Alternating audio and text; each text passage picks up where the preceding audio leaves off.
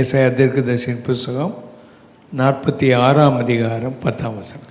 அந்தத்தில் உள்ளவைகளை ஆதி முதற்கொண்டும், அந்தத்தில் உள்ளவைகளை ஆதி முதற்கொண்டும், இன்னும் செய்யப்படாதவைகளை பூர்வ காலம் முதற்கொண்டும் அறிவிக்கிறேன். இன்னும் செய்யப்படாதவைகளையும் பூர்வ காலம் முதற்கொண்டு அறிவிக்கிறேன். என் ஆலோசனை நிலை நிற்கும், என் ஆலோசனை நிலை நிற்கும், எனக்கு சித்தமானவைகளை எல்லாம் செய்வேன் என்று சொல்லி, எனக்கு சித்தமானவைகளை எல்லாம் செய்வேன் என்று சொல்லி. கடைசி வசனத்தை வாசிங்க. என் நீதியை சமீபிக்க பண்ணுகிறேன், என் நீதியை சமீபிக்க பண்ணுகிறேன், அது தூரமாய் இருப்பது இல்லை, அது தூரமாய் இருப்பதில்லை. என் ரட்சிப்பு தாமதிப்பது இல்லை, என் ரட்சிப்பு உங்களுக்கு தாமதிப்பதில்லை. நான் சீயோனில் ரட்சிப்பையும், என் சீயோனின் ரட்சிப்பையும், இஸ்ரவேலுக்கு என் மகிமையையும் கட்டளையிடுவேன். இஸ்ரவேலுக்கு என் மகிமையையும் கட்டளையிடுவேன். ஆதி முதற்கொண்டு, அந்தத்தில் உள்ளவைகளை ஆதி முதற்கொண்டு, இன்னும் செய்யப்படாதவைகளை பூர்வ காலம் முதற்கொண்டு அறிவிக்கிறேன். கடைசியில் இருக்கிறவைகள் அவைகளை ஆதி முதற்கொண்டே ஆண்டவர் அறிவிக்கிறவர். நம்மெல்லாம் ஒரு காரியத்தை ஆரம்பித்து முடிப்போம். நம்முடைய ஆண்டவர் முடித்ததைத்தான் ஆரம்பிப்பார். அல்லேலூயா சொல்லுங்க. அல்லேலூயா. உங்களுக்கு விளங்குதோ விளங்கலே தெரியல. நாம் சில காரியங்களை ஆரம்பித்து முடிப்போம். நம்முடைய ஆண்டவர் முடித்ததை, ஏற்கனவே அவர் செய்து முடித்ததை அவர் ஆரம்பிக்கிறவர். அவர் அந்தத்தில் உள்ளவைகளை, கடைசியில் நடக்கக்கூடியவைகளை, அந்தத்தில் உள்ளவைகளை, கடைசியில் இருக்கிறவைகளை ஆண்டவர் ஆதி முதற்கொண்டே முடித்து விட்டார். அல்லேலூயா. இன்னும் செய்யப்படாதவைகள், இன்னும் செய்யப்படாதவைகளை பூர்வ காலத்திலேயே அதை அறிவித்து விட்டார் என்கிற சத்தியத்தை நாம் பார்க்கிறோம். நம்முடைய தேவன் வித்தியாசமானவர். இந்த வசனத்தின் முன்பகுதிகளை நீங்கள் வாசித்தால், மற்ற தெய்வங்கள் எப்படி இருக்கிறார்கள்? அவர்களுக்கு பேச்சும் இல்லை, அவர்களுக்கு மூச்சும் இல்லை, அவர்களுக்கு கிரியை செய்ய ஒரு கிரியையும் அவர்களால் செய்ய முடியாது. ஆனால் நான் பூர்வ காலம் முதல், நான் அந்தத்தில் உள்ளவைகளை நான் ஆதி முதற்கொண்டே நான் முடித்திருக்கிறேன். செய்யப்படாதவைகளெல்லாம் நான் பூர்வ காலத்திலேயே செய்து அறிவித்திருக்கிறேன். என் ஆலோசனை நிலை நிற்கும், எனக்கு சித்தமானவைகளை செய்வேன். 3 காரியங்களை ஆண்டவர் இங்கு பேசுகிறார். ஒன்று, அந்தத்தில் உள்ளவைகள், செய்யப்படாதவைகளை ஆண்டவர் நமக்கு அறிவிக்கிற தெய்வம். அவருக்கு ஃபோர் நாலேஜ் உண்டு. என்னென்னலாம் நடக்கப் போகுதோ, என்னென்னலாம் செய்யப்பட போகிறதோ அதையெல்லாம் அவர் ஆதியிலேயே அறிந்திருக்கிற ஃபோர் நாலேஜ் அவருக்கு உண்டு. ஆண்டவருக்கு இவனை நரகத்துக்கு அனுப்பணும், இவனை மோட்சத்துக்கு அனுப்பணும் அப்படின்னு அவர் மக்களை டெஸ்டினி பண்ணி குறிக்கவில்லை. அது தவறு. ஆனால் ஆண்டவருக்கு முன்னாலேயே தெரியும் எப்படி, என்ன காரியம், எது நடக்கப் போகுது என்பதை அவர் அறிந்திருக்கிறார். உன் வாழ்க்கையில் இன்றைக்கு அறிந்து கொள்ள வேண்டிய விஷயம், ஆண்டவர் ஏற்கனவே உனக்கு செய்ய வேண்டிய அத்தனை காரியத்தையும் அவர் அறிந்து வைத்திருக்கிறார். அல்லேலூயா. இனிமேதான் அவர் செய்யணும்னு இல்லை, அவர் ஏற்கனவே உனக்கு செய்து முடித்து வைத்திருக்கிறார். அவருடைய ஆலோசனை நிலை நிற்கும். அவர் நிச்சயமாக சித்தமானவைகளை எல்லாம் அவர் இந்த மாதத்தில் உங்களுக்கு செய்வார். எரேமியா 29:10 நம்ம வாசிப்போம். பாபிலோனிலே 70 வருஷம் நிறைவேறின பின்பு 11 வாசிங்க. நீங்கள் எதிர்பார்த்திருக்கும் முடிவை உங்களுக்கு கொடுக்கும்படிக்கு நான் உங்கள் பேரில் நினைத்திருக்கிற நினைவுகளை அறிவேன் என்று கர்த்தர் சொல்லுகிறார். நான் உங்கள் பேரில் நினைத்திருக்கிற நினைவுகளை அறிவேன் என்று கர்த்தர் சொல்லுகிறார். நீங்கள் எதிர்பார்த்திருக்கிற முடிவை உங்களுக்கு கொடுக்க உங்களை பற்றி ஆண்டவர் நினைத்திருக்கிற நினைவுகளை நான் அறிவேன். அது எப்படிப்பட்ட நினைவுகள் சொல்றாரு? அவைகள் தீமைக்கல்ல, அவை தீமைக்கல்ல, சமாதானத்துக்கு ஏதுவான நினைவுகளே. சமாதானத்துக்கு ஏதுவான நினைவுகள். இந்த மாதம் முழுவதிலும் உங்களை பற்றி ஆண்டவர் வைத்திருக்கிற நினைவுகள், உங்களை பற்றி ஆண்டவர் வைத்திருக்கிற நினைவுகள் அவைகள் எல்லாம் சமாதானத்துக்கான நினைவுகள் தான். நம்முடைய ஆண்டவர் அவருடைய அன்பு அளவில்லப்படாத அன்பு. அவருடைய கோபம் எவ்வளோ நேரம்? ஒரே நிமிஷம்தான். அவருடைய கோபம் ஒரு நிமிஷம், ஆனால் தயவு நீடிப்பு. அதனால் ஆண்டவர் எப்பொழுதும் தயவுள்ளவர், அன்புள்ளவர். உங்களை பற்றி நினைச்சிருக்கிற நினைவுகள் எல்லாம் நன்மைக்கானவைகள். நல்ல கைகளை வைத்து ஆண்டவரை தோத்திரம் பண்ணணும். தேங்க்யூ, தேங்க்யூ எங்கள் தெய்வமே, எங்களை பற்றி நீ நினைச்சிருக்கிற நினைவுகள், எங்களை நடத்துவது, எங்களுடைய நினைவுகள் எல்லாவற்றையும் நீர் நன்மைக்காகவே வைத்திருக்கிறீர். நன்மைக்கான நினைவுகள். உன் பிள்ளையை பற்றி ஆண்டவர் வச்சிருக்கிற நினைவு தீமைக்கானவைகள் அல்ல, அவைகளெல்லாம் நன்மைக்கானவைகள் தான். உன்னை பற்றி ஆண்டவர் வச்சிருக்கிற நினைவு ஒவ்வொன்றும் நன்மைக்கானவைகள் தான், அவைகள் தீமைக்கானவைகள் அல்ல. சத்துரு அதை தீமையாய் செய்ய நினைக்கும் போது கர்த்தரோ அதை நன்மையாக முடித்து கொடுப்பார். ஏற்கனவே ஆண்டவர் உன்னை பற்றி அநேக காரியங்களை பூர்வத்திலேயே அவர் தீர்மானம் அவர் எடுத்து வைத்திருக்கிறார். அவர் அந்தத்தில் உள்ளவைகளை எல்லாம் ஆதி முதற்கொண்டே அவர் செய்து முடித்திருக்கிறார். வேதத்தில் நீங்கள் பார்க்கலாம். வெளிப்படுத்தின விசேஷத்தில் படிக்கும்போது வெளிப்படுத்த 1:19 நீ கண்டவைகள், இப்போ இருக்கிறவைகள், இனி சம்பவிக்க போகிறவைகள், இனி சம்பவிக்க போகிறவைகள் என்கிற வசனத்தை நீங்கள் பார்க்கலாம். இவைகளுக்கு பின்பு 4ஆம் அதிகாரம் 1ஆம் வசனத்தை நீங்கள் படிக்கும்போது இவைகளுக்கு பின்பு நடக்கப் போகிறவைகள். வெளிப்படுத்தின விசேஷம் 7ஆம் அதிகாரத்தை வாசிக்கும்போது இவைகளுக்கு பின்பு நடக்கப் போகிறவைகள் என்ற வசனத்தை பார்க்கலாம். 6ஆம் அதிகாரம் கடைசியில் எப்படி கடைசியில் உலகம் முடிய போகுது, எப்படி ஜனங்கள் கதறுவார்கள், எப்படி ராஜாக்கள் கதறுவார்கள், எப்படி இந்த பூமி அழியப் போகிறது எல்லாம் 6ஆம் அதிகாரத்தில் அந்த முத்திரை உடைச்சி கடைசி முத்திரை உடைக்கப்படும் போது அங்கே நடக்கிற சம்பவத்தை நம்ம பார்க்குறோம். 7ஆம் அதிகாரம் வரும்போது இவைகளுக்கு பின்பு என்ன சம்பவிக்க போகிறது? 7ஆம் அதிகாரத்தில் 2 காரியங்கள் இவைகளுக்கு பின்பு என்று வருகிறது. முதலாவது காரியம், இஸ்ரவேல் ஜனங்களில் 1,44,000 பேரை ஆண்டவர் தெரிந்தெடுப்பது. அதற்கு பின்பு ஆண்டவர் புறஜாதிகள் மத்தியிலிருந்து ஜாதி ஜாதியாய் கோத்திரம் கோத்திரமாய் அவைகளுக்கு பின்பு ஆண்டவர் அவர்களை எடுத்து தேவனுடைய பரலோகத்துக்கு கொண்டு போகிற அனுபவத்தை நாம் பார்க்கிறோம். சபை எடுத்துக்கொள்ளப்படுகிற அனுபவத்தை அங்கே நாம் பார்க்கிறோம். ஆண்டவர் நம்மை ஆசீர்வதிப்பாராக. அதனால் ஆண்டவர் உடைய சமாதானத்தின் நினைவுகளை நாம் அறிந்திருக்க வேண்டும்.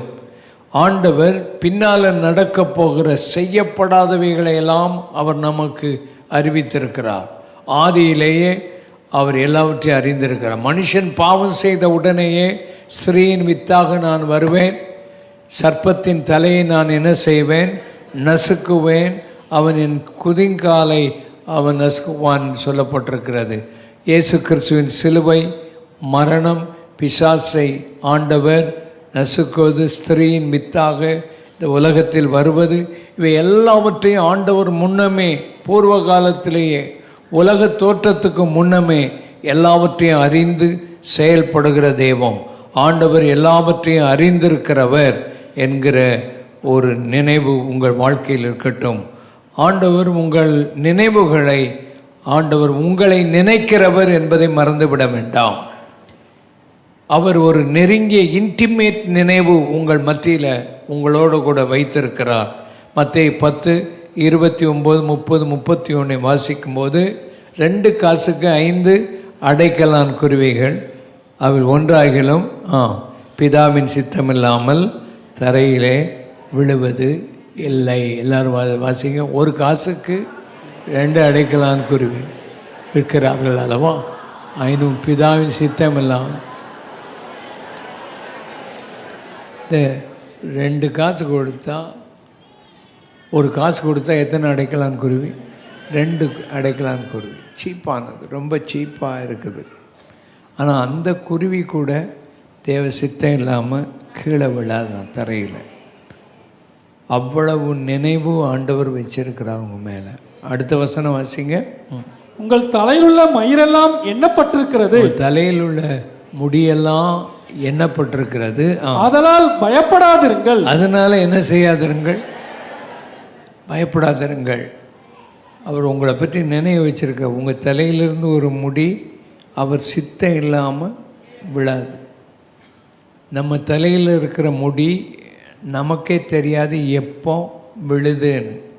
ஆனால் அவருக்கு தெரியணும். பைபிளில் க்ளீனாக சொல்லியிருக்குது. அப்போ உன்னை பற்றி ஆண்டவர் எவ்வளவு நெருக்கமாக அறிந்திருக்கிறார். அதுதான் நமக்கு இந்த உலகத்தில் பெரிய ஆசீர்வாதம். என்னை யார் நினைக்கிறா? எனக்கு ஒருத்தருமே இல்லை, எனக்கு உதவி செய்ய ஒருத்தரும் இல்லை அப்படி நினைக்கக்கூடாது. ஆண்டவன் தலையிலிருந்து ஒரு முடி விழுந்தாலும் உன்னை ஆண்டவர் நினைச்சிருக்கிறார். ஆமென். அந்த அடுத்த வசனம் வாசிங்க. ஆகினால் அடைக்கலான் குருவிகளை பார்க்கிலும், அநேக அடைக்கலான் குருவிகளை பார்க்கிலும் நீங்கள் விசேஷித்தவர்களாய் இருக்கிறீர்கள். நீங்கள் விசேஷித்தவர்களாய் இருக்கிறீர்கள். ஆண்டவர் இந்த குருவிகளை பார்க்கிலும், இந்த உலகத்தில் மற்ற எந்த இதை பார்க்கிலும் நம்மை விசேஷித்தவர்களாக நினைத்து வைத்திருக்கிறார். நீங்கள் விசேஷமானவர்கள். நீங்கள் ஒவ்வொருவரும் சபையில் விசேஷமானவர்கள்.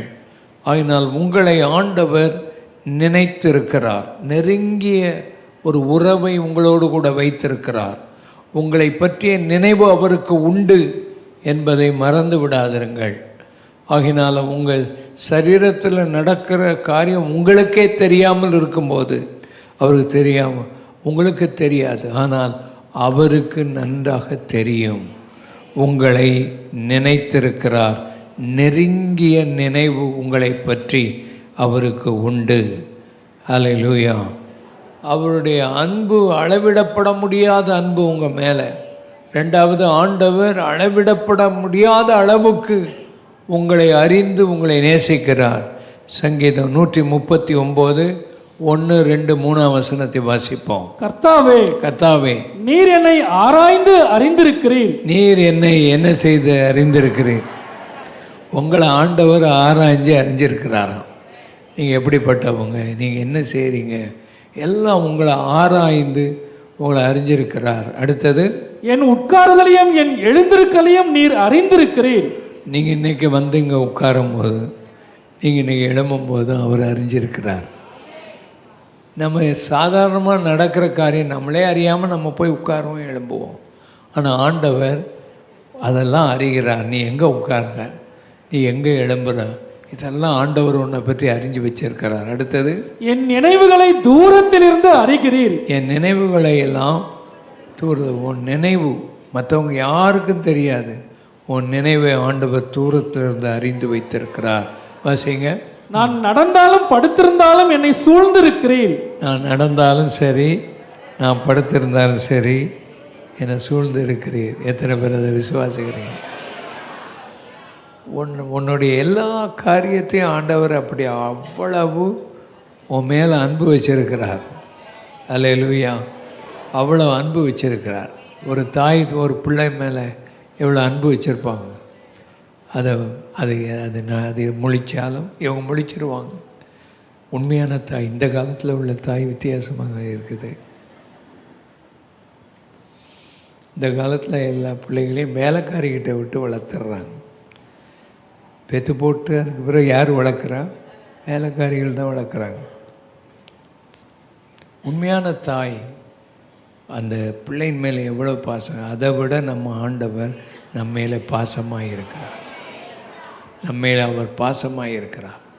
அடுத்தது, என் வழிகளெல்லாம் உமக்கு தெரியும். என் வழிகளெல்லாம் உமக்கு தெரியும்.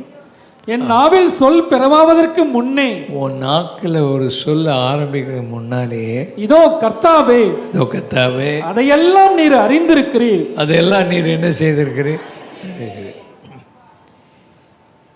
போன மாசத்துல ஆண்டவர் என் கூட பேசினார்.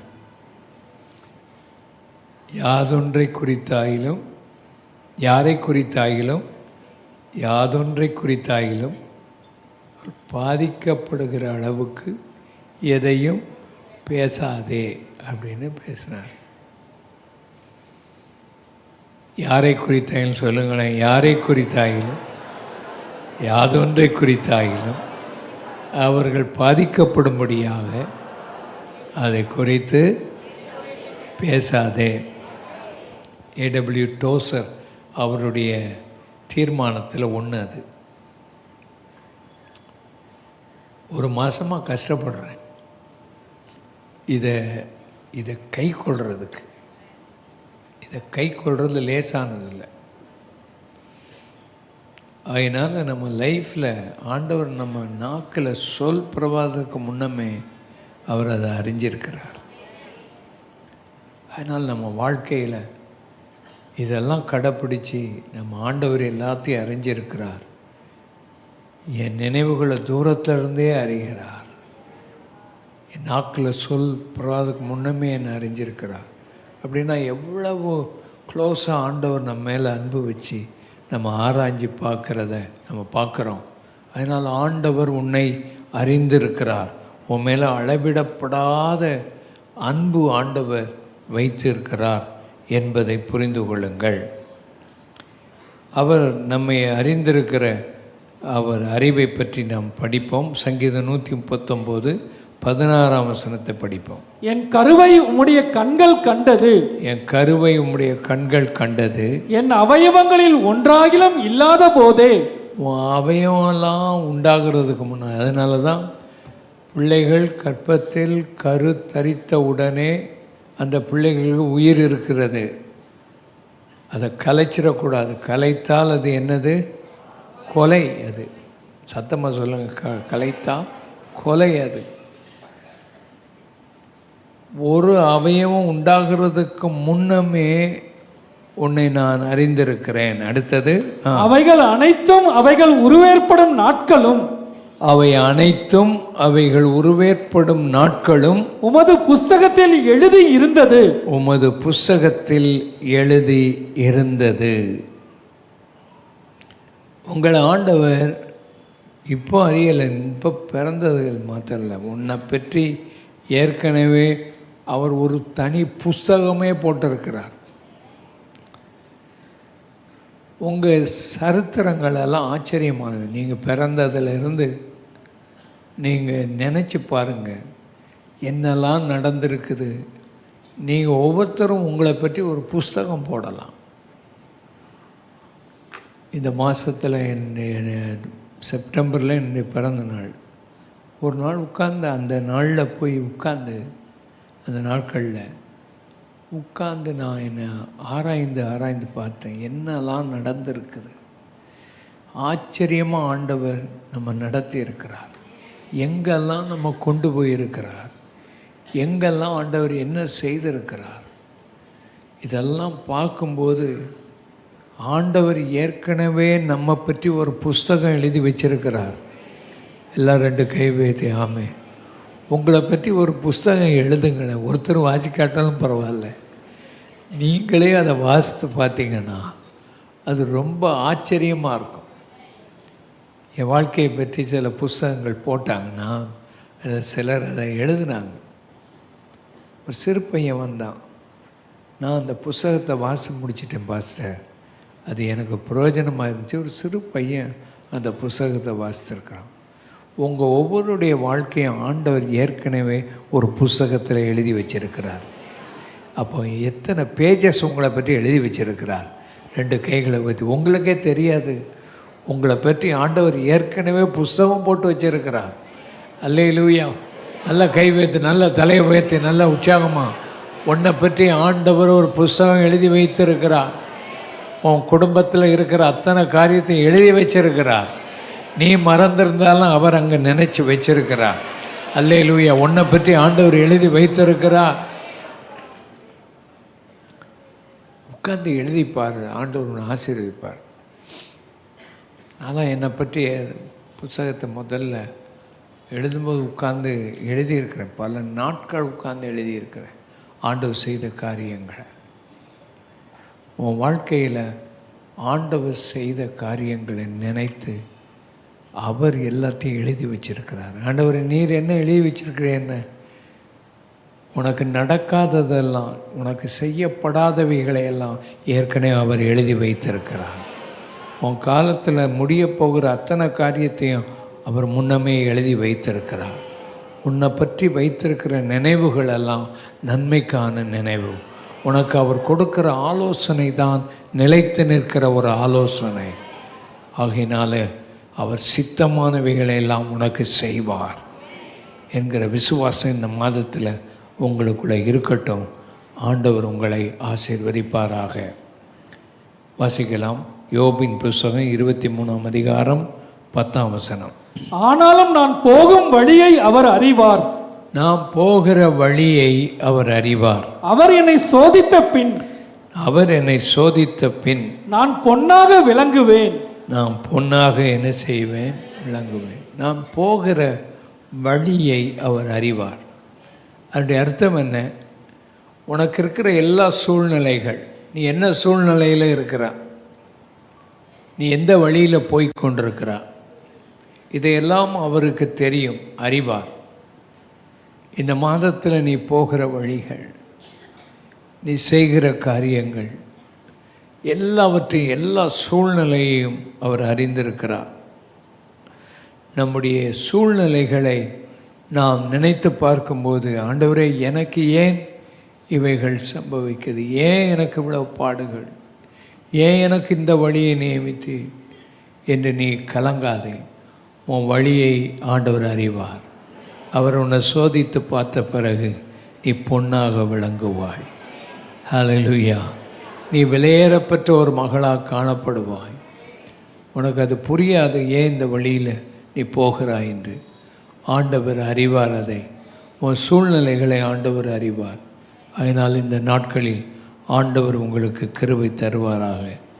ஆண்டவர் உங்களுக்கு உங்கள் கவலையெல்லாம் அவர் மேலே 1 பேதுரு 5:7 வாசிக்கும் போதும், மத்தேயு 11:25 நீங்கள் வாசிக்கும் போதும், அவர் உங்களை விசாரிக்கிற ஒரு ஆனபடியினால் உங்கள் கவலையெல்லாம் அவர் மேலே என்ன செய்திருங்க. அவர் உன்னை விசாரிக்கிறவர். நீ எப்படி இருக்கிறா? உன்னை ஒருத்தரும் விசாரிக்க மாட்டாங்க. சில உன்னை விசாரிக்க கூட மாட்டாங்க. வீட்டில் உன்னை விசாரிக்க மாட்டேன், எப்படி இருக்கிற, உனக்கு என்ன கஷ்டம் இருக்குது, நீ சாப்பிட்டியா, உனக்கு என்ன தேவை இருக்குது, உன்னை விசாரிக்க மாட்டான். ஆனால் அவர் உன்னை விசாரிக்கிறவர். அவர் உன்னை நிச்சயம் விசாரிப்பார். உன் கவலையெல்லாம் யார் மேலே வச்சிரு? அவர் மேலே வச்சிரு. ஆகினால் அவர் உன்னை விசாரிக்கிறவர். அடுத்தது, வருத்தப்பட்டு பாரம் சுமக்கிறவர்களே எல்லாரும் என்னிடத்தில் வாருங்கள், நான் உங்களுக்கு என்ன செய்வேன்? இளைப்பாறுதல் தருவேன். உங்களுக்கு இளைப்பாறுதல் தருகிற ஒரு ஆண்டவர், ரெஸ்ட் கொடுப்பார். அவ்வளோ ஒரு நினைவு உங்கள் மேலே வச்சிருக்கிறார். இந்த மாதத்தின் முழுவதிலும் அந்தத்தில் உள்ளவைகள், கடைசியில் இருக்கிறவைகளை ஆதி முதற்கொண்டு அறிந்திருக்கிறவர். இன்னும் உங்கள் வாழ்க்கையில் செய்யப்படாதவைகள் எல்லாம் பூர்வ காலம் முதற்கொண்டே அவர் அறிந்திருக்கிறார், அறிவிக்கிறார். பூர்வத்திலேயே அவர் அறிவார். அவருடைய ஆலோசனை தான் நிலை நிற்கும். அவருடைய சித்தம் உங்கள் வாழ்க்கையில் நிச்சயமாக நடக்கும். கண்களை மூடி நாம் ஜெபம் பண்ணுவோம்.